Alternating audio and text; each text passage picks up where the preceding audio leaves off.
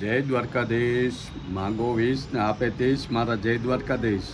વંદે માતરમ. ભારત માતા કે જય. આઈ હોપ આ બધા મજામાં હશો. અમે પણ મજામાં. આજે તારીખ છે 7 ડિસેમ્બર 2024. સવારના વાગી ગયા 10.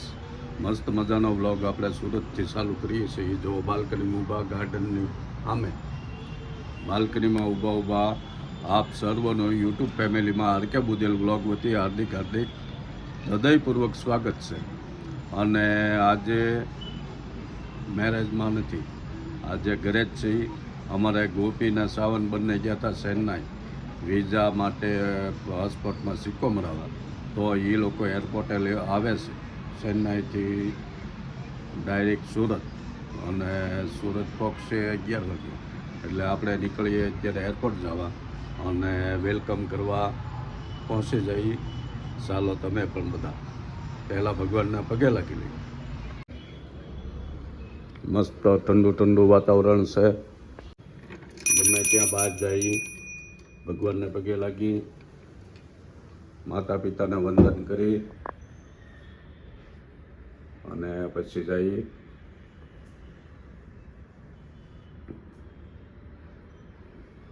હાલ કેટલી વાર? જય દ્વારકાધીશ. રાધે રાધે.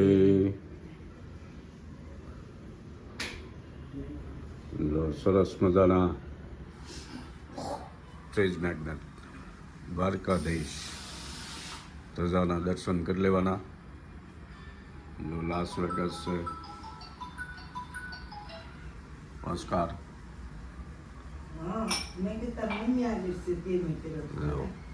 વાગી ગયા 10માં 10 વર્ષ. ગાડી આ બેઝમેન્ટમાં પડી હોય.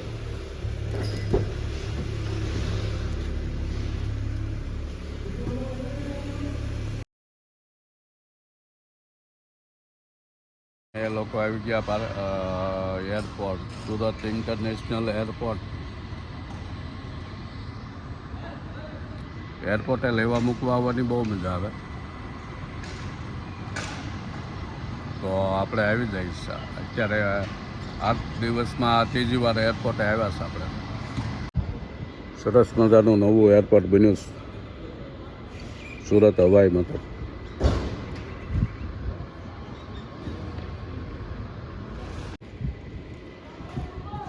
આવું બધું હજી અમારી ફ્લાઇટ નથી આવી, પણ આવી જશે.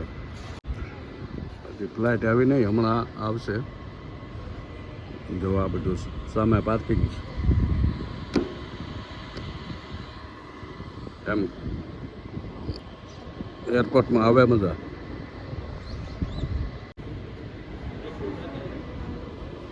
હજી ફ્લાઇટ આવી નથી, હવે પહોંચવામાં છે.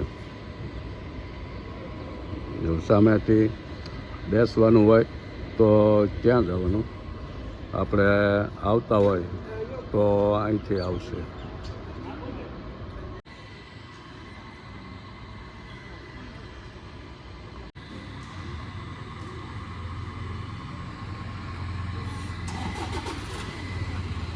તો આજનો સુવિચાર લઈ લઈએ આપણે એરપોર્ટ ઉપરથી. આજનો સુવિચાર છે કે માણસની પ્રગતિના 2 આધાર છે. પહેલો આધાર પહેલો અને બીજો આધાર પોતાના વાણી અને વિચાર ઉપર સૌની પ્રગતિનો આધાર છે. જો સારી વાણી હશે, એટલે કે સારું બોલશો, તો તમને સૌ સાથ સહકાર આપશે. અને જો સારું વિચારશો તો કુદરત સાથ આપશે. એટલે વાણી અને વિચાર માણસને હંમેશા સારા રાખવા એવી પ્રેરણા આજનો સુવિચાર આપે છે. મસ્ત સુવિચાર છે, સૌને જીવનમાં ઉતારવા જેવો. ફ્લાઇટની વાટે ઊભા છીએ. 10:50 પહોંચવાનું હતું. હવે આવી લાગે છે પેસેન્જરો જોવા બહાર આવતા જાય છે. આ ચેન્નાઈની આવી ગઈ ફ્લાઇટ ભાઈ. એ ભાઈ ચેન્નાઈની આવી લેટ એવો હવે આવશે.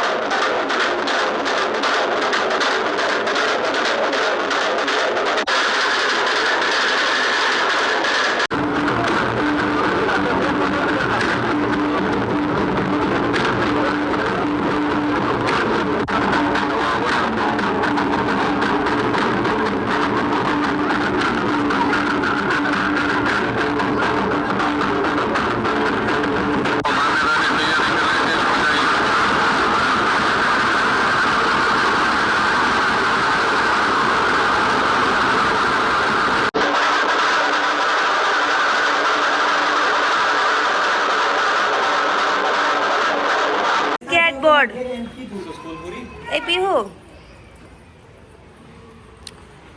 ઈ મારું છે, હા. લેતા હતા ભાઈ. અમે આવી ગયા ચેન્નઈથી. આનામાં દીકરો ઓલી દીકરો પીહુન ચોકલેટ આપવાની છે. આ શું છે તારા હાથમાં? સ્કેટિંગ શું છે? સાવન એને પૂછતો આ શું છે તારા હાથમાં? બોલે છે સ્કેટિંગ. એનું પસંદ જાય હાલું દોડવામાં ચાલ. હા હા શીખી જશે. હું હાલો આવું તો બતાવો.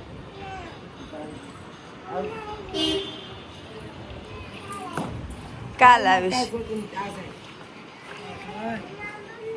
મમ્મી એમ કીધું તમારે ઘરે લેતા આવું હું લેતી જશે એમ કીધું. હા હાલ ફોન કર વંદન હાલ હાલો આપણે મારે ને સાવનને પેઇન્ટિંગ કરવાનું છે ઘરે જઈને. અત્યારે હા પીવું આવશે હાલ. પીહુ ને આઈપેડમાં પેઇન્ટિંગ કરવાનું છે. આઈપેડમાં પેઇન્ટિંગ કરીશું હું ને સાવન. આપણે નીચે ચાલો આપણે જો મમ્મી આવી. આવી હા હાલ ખોલ દબાઈ દે. હાલ તો હાલ. મજા આવી મમ્મી વાટે પછી આવું હવે આવી એટલે એમ કે શું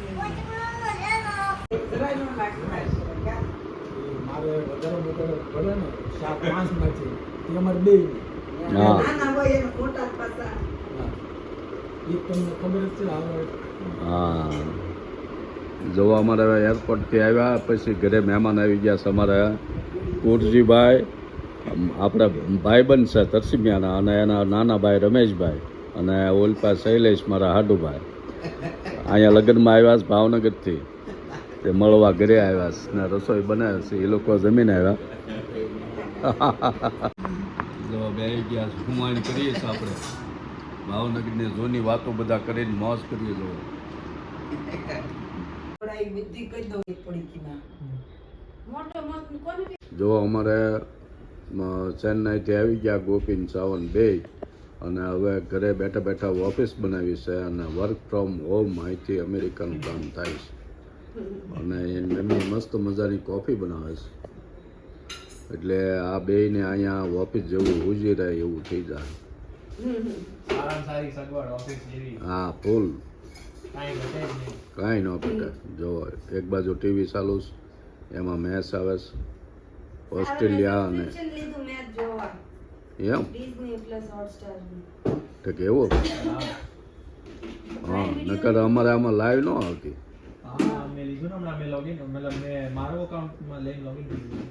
તે 300 રૂપિયાનું છે 3 મહિના. 3 મહિના ઓ બહુ સસ્તું. હમ. મેં પેલા લીધું તું તમે કોઈ દી જોતા નહીં મેચ. મેં તો હોટસ્ટાર નું સબસ્ક્રિપ્શન હતું મારા પાસે. તો મસ્ત મજા કરે છે. જોને પપ્પા એ જોશે હવે કે આ બહુ સારી મેચો આલે છે હા. ઓસ્ટ્રેલિયા. સારી શું મેચમાં શું હતું? અરે એટલી ક્લોઝ ગેમ્સ ચાલે છે ને, તું જોવે તો તને એમ થાય કે આમ આંગળા મોઢામાં જતા રહે તારે. થ્રિલિંગ ગેમ થાય છે. ચેન્નઈમાં લોન્જમાં બેઠા હતા સવારે 8 વાગે ત્યાં સાવન મેચ જોતો હતો ટીવીમાં. ટીવીમાં મેચ ચાલતી હતી. એવી મેચ આલે સાવને કઈ ખાધું નહીં ને કોફી પીધી ને મેચ જોઈ. ખાવાનું તો ભંગાર હતું એટલે મેં કીધું કાંઈ નહીં આપણે મેચ જોઈએ. કેમ લોન્જમાં એવું ચેન્નઈ એરપોર્ટમાં સારી લોન્જ નથી. નહીં? બે લોન્જ હતી, બે સેમ લોન્જ, સેમ વાળાની, સેમ માણસની. અને લોન્જમાં બધા જે કાર્ડ હોય બધા હાઈફાઈ કાર્ડ વાળા અને લો લેવલના કાર્ડ વાળા બધા ને સેમ લોન્જ. સાવરનું પ્રાયોરિટી પાસ છે અમેરિકન એક્સપ્રેસનો, ઈ બહુ અમેરિકામાં એકદમ હાઈએસ્ટ કાર્ડમાંથી એક છે ક્રેડિટ કાર્ડ. અને ઈ આપણે કેમ ડેબિટ કાર્ડ ને એમાં બધામાં કાર્ડ આપણને લોન્જ એક્સેસ મળે, તો ઈ તો સાવ લો લેવલનું લોન્જ થઈ.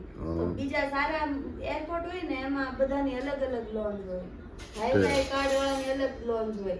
પણ અહીંયા ચેન્નઈમાં તેવું કઈ હતું નહીં, તો બધા સેમ લોન્જમાં. તો કાંઈ જમવામાં ઠેકાણા નહીં. જ્યુસ આવડું આવતી ગયું. કન્ટેનર મૂકેલું હતું, ઘડીએ ખૂટી જાય. કોફીનું મશીન મેન્ટેનન્સમાં. ચામાં કઈ ચા તો હતી ને, ટી બેગ વાળી ચા. જમવાનું બધું આવ ભંગાર એવું. ઈડલી એ આવ ઠરેલી ને હા. પોચી બસ. કાચી હોય ને એવી. કાચી.